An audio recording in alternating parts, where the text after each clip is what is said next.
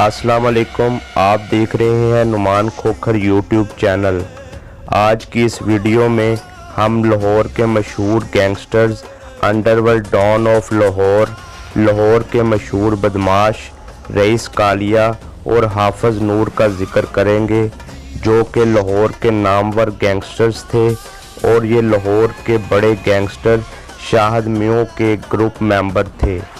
Video शुरू करने से पहले अगर आपने मेरा channel Numan Khokhar subscribe, like और शेयर नहीं किया तो मेरे चैनल नुमान खोखर को सब्सक्राइब कर लें और बेल का बटन दबा दें ताकि आपको आने वाली लेटेस्ट वीडियोस की अपडेट्स मिलती रहें।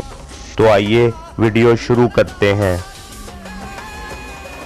रईस कालिया एक गरीब घराने से ताल्लुक़ रखता था और शाहदरा टाउन लाहौर का रहायशी था। इसका भाई बेगम कोट शाहदरा टाउन लाहौर में सब्जियां बेचता था और रईस कालिया की वालदा लोगों के घरों में काम करती थीं।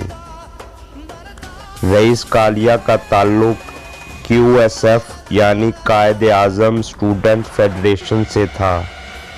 इसकी दुश्मनी MSF यानी मुस्लिम स्टूडेंट फेडरेशन से थी।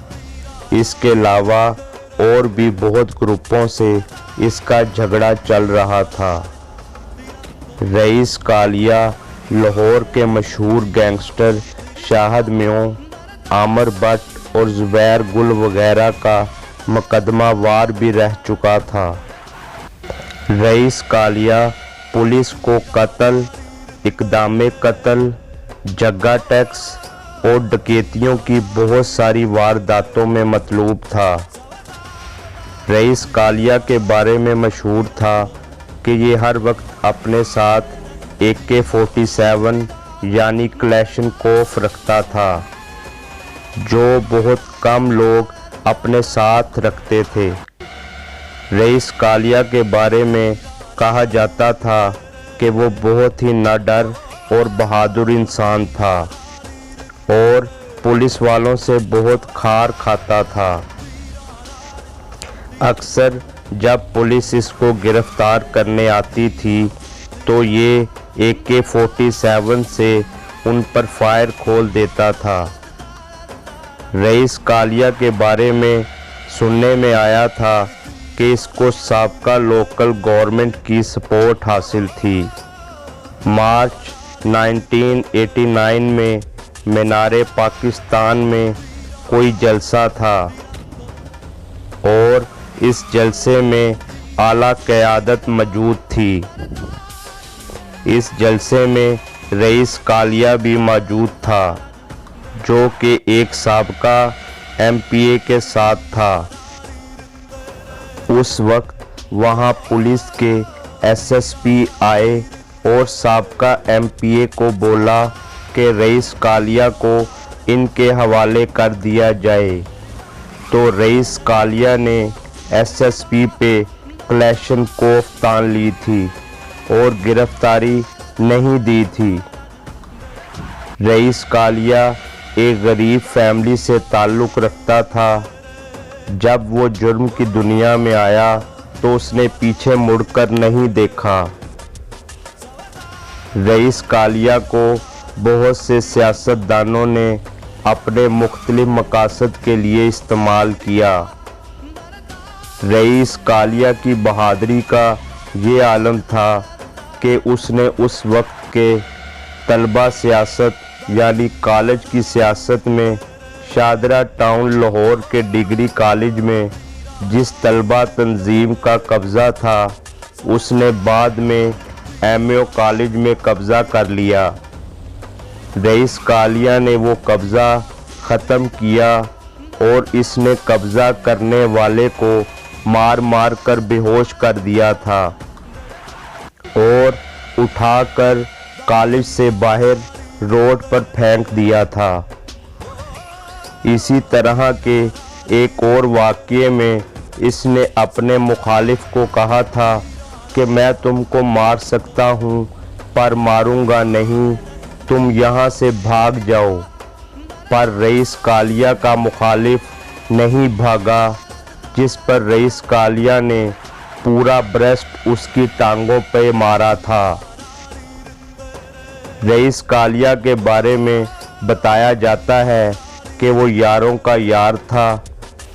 अगर किसी को भी उसकी मदद की ज़रूरत पड़ती थी तो वो उसकी मदद को पहुंचता था। वो अपने गैंग में दिलेरी की वजह से मशहूर था। रईस कालिया अपनी मुजरमाना सरगर्मियों की वजह से मोस्ट वांटेड था। इस पर बहुत सारे कत्ल, इक़दाम कत्ल, जगह टैक्स और डकैतियों के मुकदमात दर्ज थे, जिसकी वजह से पुलिस हर वक्त उसके खोज में रहती थी। इसी वजह से ये बैरून मुल्क फरार होने की कोशिश में भी था और हर तरह की तैयारी मुकम्मल थी। इसकी गिरफ्तारी एक मुखबरी के नतीजे में हुई। जिस दिन इसकी गिरफ्तारी हुई उससे अगले दिन इसकी स्पेन की टिकट थी।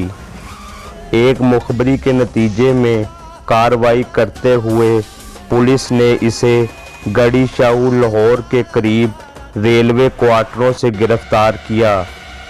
पुलिस ने इससे एक क्लैशनकोफ बरामद की और रईस कालिया पर पुलिस ने थाने में बेपनाह तशद्दुद किया, जिसकी वजह से पुलिस को और बेशुमार वारदातों का इंकशाफ हुआ।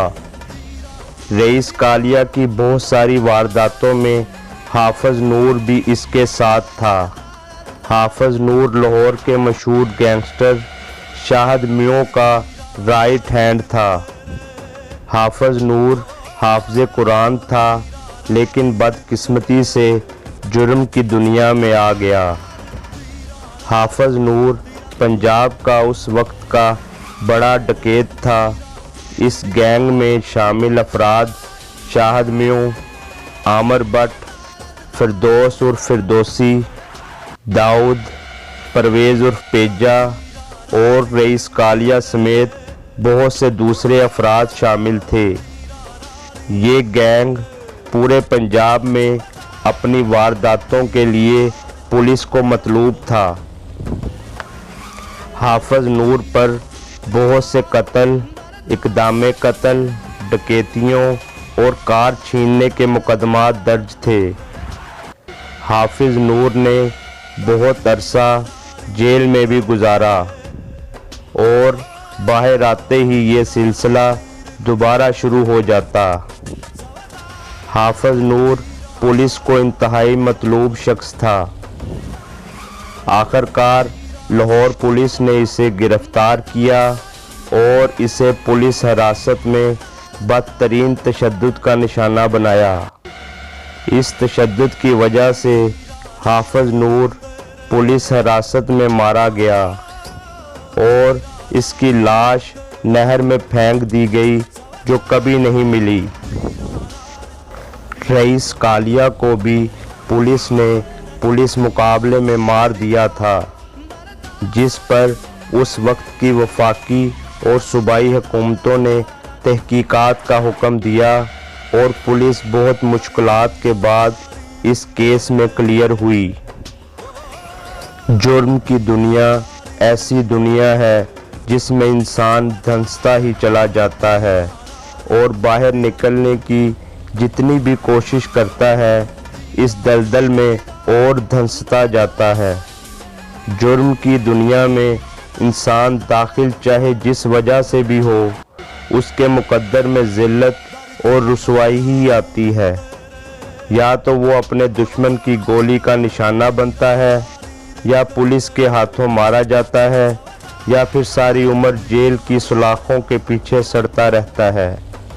मेरी तमाम नौजवानों से दरख्वास्त है कि जो नौजवान पढ़ रहे हैं वो अपनी पढ़ाई पर तवज्जो दें और किसी का आला कार ना बने।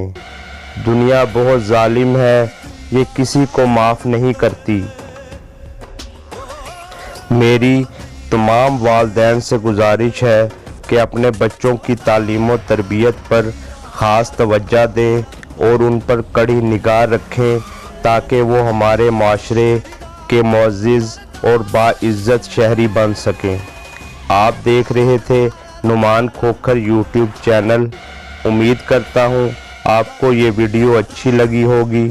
मेरा मकसद इन लोगों को प्रमोट करना हरगिज़ नहीं है, लेकिन अपनी नौजवान नस्ल को जुर्म की दुनिया से बचाना ज़रूर है। मज़ीद अच्छी वीडियोस के लिए मेरे चैनल नुमान खोखर को सब्सक्राइब करें और बेल का बटन भी दबाएं ताकि आपको आने वाली लेटेस्ट वीडियोस की अपडेट्स मिलती रहें। इसके साथ ही मुझे इजाज़त दीजिए। अल्लाह हाफिज़।